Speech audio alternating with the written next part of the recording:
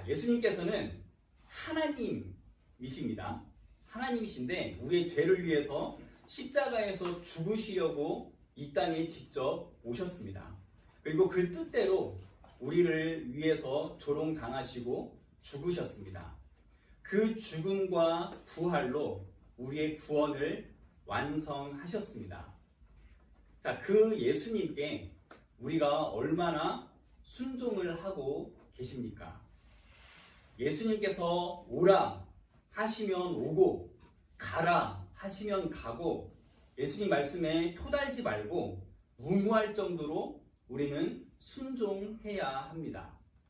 자, 그것과 더불어서 이 목사는 제가 어떤 세상의 지식과 제 경험을 여러분에게 말씀을 드리는 게 아니고 하나님의 말씀을 전하는 거니까 여러분 목사의 말도 잘 따라야 합니다. 네, 잘 순종해야 합니다.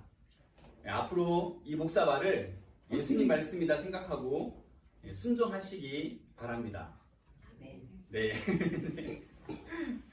네.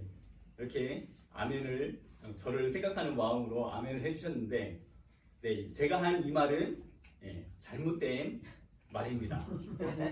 목사는 순종해야 될 대상이 아니라 우리가 함께 신앙생활하면서 성장해야 할 그런 똑같은 사람입니다. 자, 그러면 예수님께 우리가 무조건 순종하는 거, 맹목적으로 우리가 예수님께 순종하는 그런 모습은 어떨까요? 예수님께 무조건 순종해야 된다라고 하는 말씀에 힘을 실어주는 말씀이 예수님께서 제자를 부르시는 장면입니다.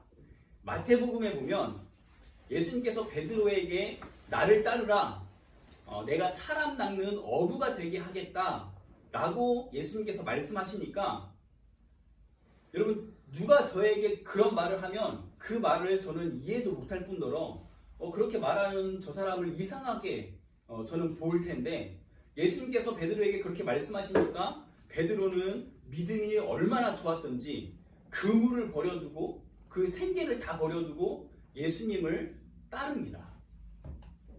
그 일이 있은 후에 좀 가시다가 또 세베대의 아들 야고보와 요한 이 형제가 그물을 막 아버지랑 깃고 있는데 정리하고 있는데 예수님께서 그들을 부르시니까 또 배와 아버지를 버려두고 예수를 따랐다라고 그렇게 말하고 있습니다. 이건 정말 불효 아닙니까? 이렇게 불효하면서 예수님을 따라야 되나요? 그래서 우리도 이런 제자들처럼 우리가 이해되지 않아도 무모해도 예수님 말씀이라면 우리가 무조건 순종해야 된다고 그렇게 말합니다. 하지만 카슨이라는 신학 교수는 예수님이 따르라고 하니까 제자들이 모두 버리고 따랐다는 이 장면을 우리가 이해하기 위해서는 이것을 이해시킬 수 있는 것은 우리가 오늘 읽은 요한복음의 이 본문이라고 말합니다. 그러니까 예수님 한마디에 모든 것을 다 버려두고 따랐던 그 제자들, 그들이 그렇게 할 수 있었던 이유는 예수님에게 메시아적인 어떤 카리스마가 있어서 예수님이 말씀하시니까 뭔가 홀린 듯이 그렇게 예수님을 따랐다라는 게 아니라 마태복음에서 예수님께서 제자들을 부르시기 전에 그 장면이 있기 전에 예수님과 제자들 사이에는 오늘의 요한복음의 이 사건, 이 내용이 있었다는 것입니다. 세례 요한이 2명의 제자와 함께 있는데 예수님이 걸어가는 걸 보고 이 세례 요한이 또 예수님을 보고 증언을 합니다. 보라, 하나님의 어린 양이다. 그 증언을 듣고 세례 요한과 함께 있던 세례 요한의 2 제자가 예수님을 따랐습니다. 이것은 이 2 제자가 종교를 바꾼 것도 아니었고 세례 요한을 배신한 것도 아니었습니다. 이들에게는 올바른 신앙이 있었고 그래서 세례 요한이 보라 하나님의 어린 양이다라고 증언을 했을 때 과감하게 예수님을 따르는 그런 더 올바르고 더 신앙적으로 맞는 그런 선택을 한 것이었습니다. 예수님께서는 그 자신을 따라오는 두 제자에게 물으십니다. 무엇을 구하느냐? 팀 켈러 목사는 무엇을 구하느냐라는 이 질문은 예수님을 따르는 모든 그리스도인들이 답해봐야 할 질문이라고 말했습니다. 왜 예수님을 믿으십니까? 교회를 다니면서 무엇을 기대하고 있습니까? 많은 경우에 우리는 예수님을 우리의 필요를 채워주시는 분으로만 바라볼 때가 정말 많습니다. 내가 원하는 하나님이 되어야 되고 내가 원하는 것을 주는 하나님이어야 합니다. 그래서 내가 원하는 것이 교회를 다니면서 이루어지지 않으면 하나님의 존재를 의심하면서 언제든지 교회를 떠나기도 합니다. 그런 신앙을 가지고 이스라엘 백성들은 보이는 하나님, 내 성에 찬 하나님, 내가 원하는 하나님, 바로 금송아지를 만들었습니다. 금송아지는 나는 하나님 못 믿겠다, 나는 다른 신을 믿을란다 하면서 금송아지를 만든 것이 아니었습니다. 그들은 여호와 하나님을 만든 겁니다. 천지를 창조하시고 자신들을 택하신 여호와 하나님을 자기 입맛에 맞게 만든 것이 바로 금송아지였습니다. 보이지 않는 하나님은 내가 불안하니까 지금 나와 함께 하시는지 아닌지도 내가 알 수 없으니까 내 마음이 좀 편할 수 있게 눈에 보이고 손에 잡히고 지금 확실히 내 옆에 있는 지금 확실한 그 하나님을 만든 것, 그것이 바로 금송아지였습니다. 그래서 하나님께서 내 백성이 나를 떠났다 라고 말씀하셨을 때도, 아니 하나님, 우리가 언제 하나님을 떠났습니까? 우리는 한 번도 하나님을 떠난 적이 없습니다 라고 이스라엘 백성들은 자신 있게 말을 했습니다. 그 말이 맞습니다. 그들은 하나님을 떠난 적이 한 번도 없었습니다. 다만 그들이 원하는 대로, 자신들이 하고 싶은 대로 하나님을 섬겼을 뿐입니다. 그리고 하나님께서는 그런 이스라엘의 모습을 보면서 너희는 나를 떠났다, 너희는 나를 섬기지 않았다 라고 말씀하셨습니다. 너는 나 자체를 원하느냐, 아니면 내가 줄 수 있는 어떤 것을 원하느냐? 너는 너를 영원한 사망에서 구원할 수 있는 내가 필요하냐? 아니면 이 세상에서 기적을 맛볼 수 있는 나의 능력이 필요하냐? 우리에게 그것을 물으시는 것이 무엇을 구하느냐라는 질문입니다. 이 질문에 두 제자는 대답합니다. 랍비여, 랍비는 선생이라는 말입니다. 선생님, 어디에 계십니까? 이 말은 예수님이 어디서 지내시는지 단순히 장소를 묻고 있는 게 아닙니다. 이 말은 예수님과 함께 거하고 싶다는 의미입니다. 예수님과 함께 시간을 갖고 싶다는 의미입니다. 성경에서 보면 함께 있는 것, 함께 시간을 갖는 것에 더 적극적이었던 분이 바로 하나님이셨습니다. 하나님께서 이스라엘 백성을 출애굽시키셨는데 출애굽시키신 이유가 출애굽기 29장 40절에 이렇게 말합니다. 그들 중에 거하려고 그들을 애굽 땅에서 인도하여 낸 줄 알리라. 이스라엘 백성과 함께 있고 싶어서 하나님께서는 이스라엘 백성을 출애굽시키셨습니다. 우리가 성경 통독을 하면 성경 통독을 할 때 가장 힘든 게 족보죠. 족보만큼 힘들어하는 내용이 출애굽기 후반에 나옵니다. 출애굽기 후반에 성막에 관한 내용이 나오는데 성막을 어떤 재료로, 어떤 치수로, 어떤 방법으로 이렇게 성막을 만들라고까지 나오면서 아주 자세하게 그것을 말하고 있습니다. 도대체 큐티할 때 이 내용이 나오면 무엇을 큐티를 해야 되는지, 어떻게 적용해야 되는지 모르겠는, 왜 내가 지금 이걸 읽고 있는지도 모르겠는, 그런 집중도 잘 안 되는 이 성막을 왜 만들어야 되는지 출애굽기 25장 8절에는 이렇게 말합니다. 내가 그들 중에 거할 성소를 그들이 나를 위하여 짓되, 하나님께서 그들 중에 거하시기 위해서 지어야 하는 것이 바로 성막이었습니다. 마가복음 3장에서는 예수님께서 12제자를 세우셨는데 12제자를 세우신 이유를 자기와 함께 있게 하시려고 12제자를 세우셨다고 말씀하고 있습니다. 함께 하고 싶어 하시는 예수님께서 두 제자에게 말씀을 하십니다. 와서 보라.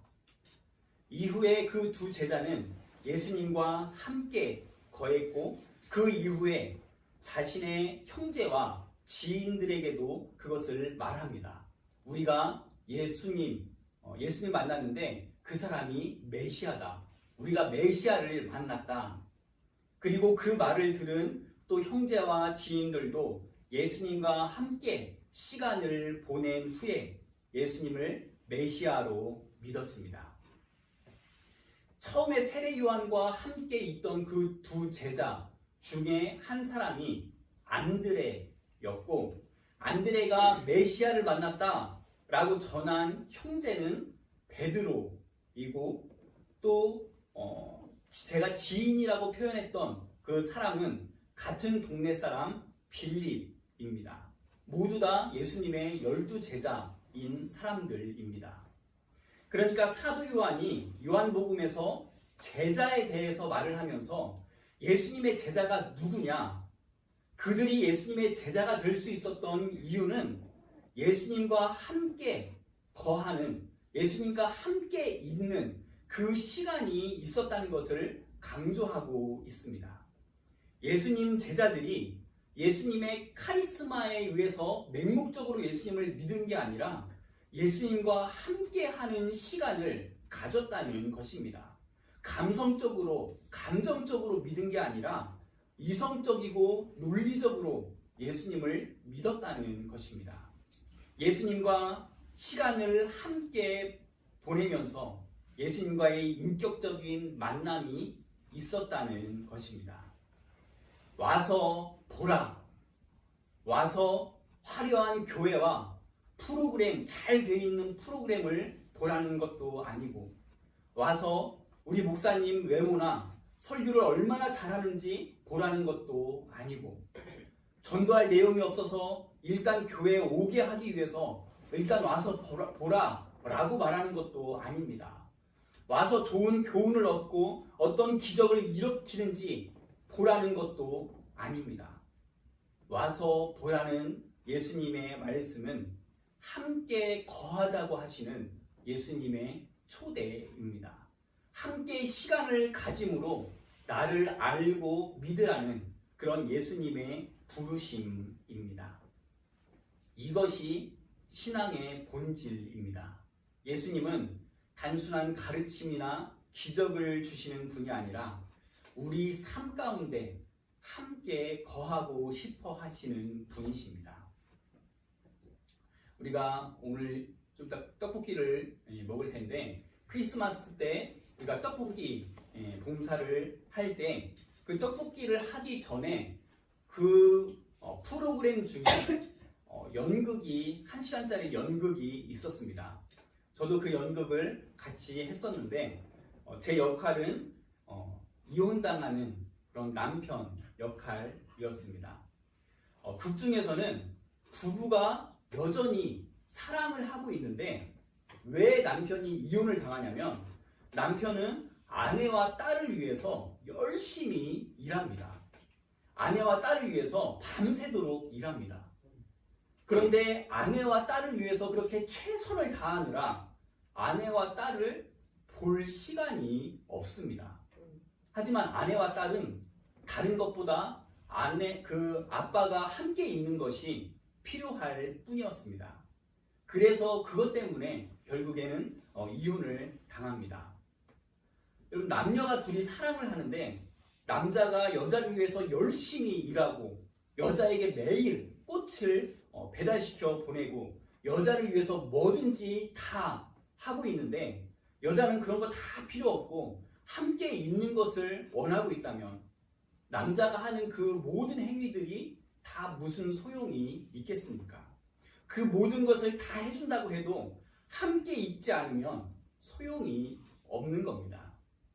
예수님께서는 함께 있자, 함께를 원하시는데 주님과 함께 하는 시간을 우리가 갖지 않는다면 교회를 출석하고 헌금을 많이 하고 봉사를 열심히 하고 말씀을 읽고 그게 그렇게 하는 게 이렇게 설교를 하는 것이라 할지라도 그게 다 무슨 소용이 있겠습니까?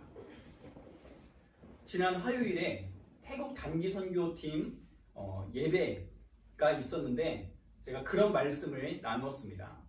선교 사역, 교회 봉사, 우리는 이런 행위들, 우리가 뭔가 하는 것들을 중요하게 생각하는데 예수님은 그런 행위보다 예수님과 얼마나 친밀한지, 내가 예수님과 얼마나 친한지를 보십니다.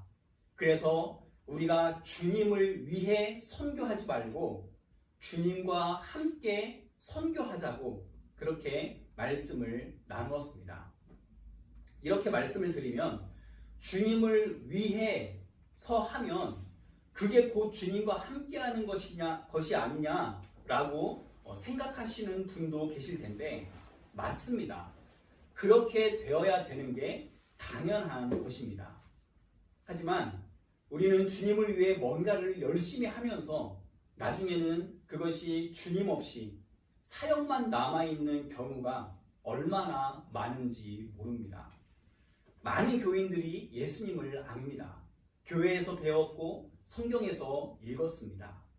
하지만 그 삶 속에서 예수님과 함께 거하는 사람은 그렇게 많지 않은 것 같습니다. 예수님은 제자들에게 내가 너희에게 가르쳐 줄 테니 와서 배워라 라고 하지 않으셨습니다. 대신 와서 보라 라고 하셨습니다. 이 말은 예수님과 함께 시간을 가지고 살면서 직접 네가 경험하라는 것입니다. 더 이상 세례 요한의 하나님, 어떤 손양은 목사님의 하나님, 어떤 훌륭한 어떤 사람의 하나님이 아니라 함께 거하면서 너의 하나님을 직접 경험하라는 것입니다. 그러면 우리가 예수님과 함께 거하려면 어떻게 해야 할까요? 첫 번째로 우리는 말씀을 통해서 예수님과 함께 할 수 있습니다. 우리가 말씀을 읽을 때 의무적으로 우리가 말씀을 읽는 것이 아니라 하나님과 교제한다는 그런 시간으로 여기고 말씀을 우리가 가까이 하는 것입니다. 예수님께서는 요한복음 15장 7절에서 이렇게 말씀하셨습니다. 너희가 내 안에 거하고 내 말이 너희 안에 거하면 무엇이든지 원하는 대로 구하라. 그리하면 이루리라 라고 말씀을 하셨습니다. 무엇을 이룬다는 것입니까? 하나님의 일을 이룬다는 것입니다. 하나님의 말씀이 내 안에 거했을 때 내가 무엇이든지 내가 원하는 대로 구하면 내가 원하는 것이 이루어진다는 게 아니라 하나님의 역사를 본다는 말씀입니다. 말씀을 통해서 우리는 예수님과 함께하는 삶을 직접 경험할 수 있습니다. 두 번째로는 기도를 통해서 예수님과 함께 할 수 있습니다. 많은 사람들이 기도를 어떤 일이 이루어지는 주문처럼 생각을 해서 기도를 하면 문제가 해결되고 기도를 안 하면 문제가 더 커지는 것으로 우리가 생각을 합니다. 일이 잘 풀리면 내가 기도했기 때문이라고 하기도 하고 일이 잘 풀리지 않으면 기도하지 않았기 때문이라고 정죄하기도 합니다. 하지만 저는 제가 누리면서 사는 대부분의 좋은 것들이 기도해서 얻은 것보다 기도하지 않았는데도 하나님께서 주신 것들이 훨씬 더 많습니다. 저뿐만 아니라 다 그럴 겁니다. 세상에는 예수 안 믿고 기도 안 해도 저보다 좋은 것들을 더 누리면서 사는 사람들이 훨씬 더 많습니다. 그런데도 우리는 왜 기도합니까? 기도방까지 만들어 놓고 기도 제목도 있으면 같이 나누고 왜 그렇게 기도를 합니까? 기도를 하는 이유는 기도하면 일이 잘 풀리고 안 하면 일이 꼬여서가 아니라 하나님께서 내 아빠이기 때문에 그래서 우리는 기도하는 것입니다. 하나님께서 내 아빠라는 그런 관계가 있기 때문에 문제가 있든 기쁜 일이든 작은 일이든 큰 일이든 그렇게 하나님께 우리가 기도할 수 있는 겁니다. 그래서 쉬지 않고 기도하는 것을 통해서 우리 아빠 하나님과 우리가 함께 할 수 있는 것입니다. 세 번째는 예수님의 임재를 우리가 의식하면서 예수님과 함께 할 수 있습니다. 교회에서나 종교 활동이 있을 때만 예수님을 우리가 생각하는 것이 아니라 우리의 일상 속에서도 예수님과 동행해야 합니다. 일할 때도 예수님이 나와 함께 하심을 항상 기억하고 사람을 대할 때도 그 예수님의 마음으로 우리가 그 사람을 대하고 힘들고 지칠 때도 예수님께 먼저 털어놓는 것입니다. 예수님은 특정한 시간, 특정한 장소에만 함께 하시는 분이 아니라 우리의 삶 전체에서 언제나 우리와 함께 하시는 분이십니다. 말씀을 마치겠습니다. 사도 요한은 예수님과 함께 거하는 삶을 사는 사람이 제자다라는 것을 말하고 싶었습니다. 교회를 다닌 연수가 제자를 되게 하는 것도 아니고 교회에서 큰 일을 이루었다고 제자가 되는 게 아니고 교회 직분과 목사가 되었다고 제자가 되는 것도 아닙니다. 무엇을 구하느냐 물으실 때 주님 어디 계십니까? 주님과 함께 거하고 싶습니다. 이렇게 말할 수 있는 사람이 바로 제자입니다. 와서 보라 라는 말씀에 예수님과 함께 거하면서 인격적으로 예수님과 교제하고 만난 사람이 제자입니다. 이제 우리는 교회를 다니면서 종교적인 삶을 살 것인지 아니면 예수님과 함께 거하는 삶을 살 것인지 선택해야 합니다. 와서 보라. 이 부르심에 우리가 응답해서 예수님과 늘 함께 거하는 삶을 살아가는 우리 대학로교회 성도님들 되시기를 간절히 바랍니다.